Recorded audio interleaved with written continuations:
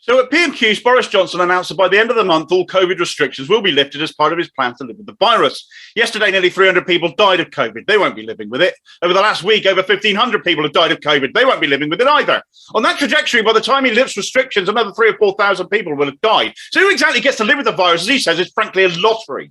Nervtag haven't seen the scientific advice this is based on. Independent Sage have seen nothing either. This decision is being made utterly so that Johnson gets some positive headlines as more photos emerge of his partying, as he gets investigated by the police, as he's condemned for his cheap Savile slurs, and as he refuses utterly to resign, even if the Met issue him with a fine, not that we'll be told anyway.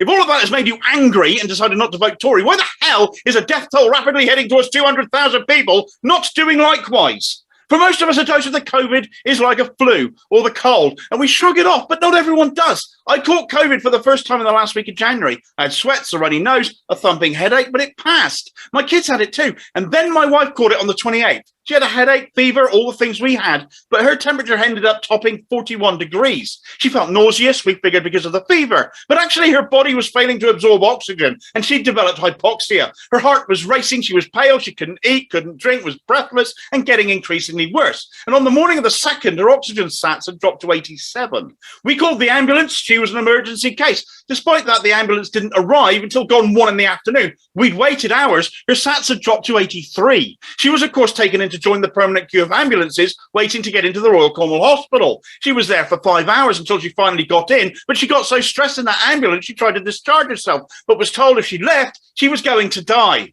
She was given tocilizumab, an immunosuppressant, which worked well in moderate to severe cases, but it didn't work. She was offered a medical trial. She was advised at the time to make a will. She was given an antiviral called remdesivir, a 5-day course of which cost almost £2,000. This worked. This helped her turn a corner. This saved her, along with the excellent care our understaffed hospital provided. Her story has a happy ending. This time, not everyone does. Johnson, by lifting restrictions, is endangering more lives, requiring more expensive interventions we as taxpayers pay, all to save his own job. Some might share this news, but I don't. We can all die as long as he stays PM.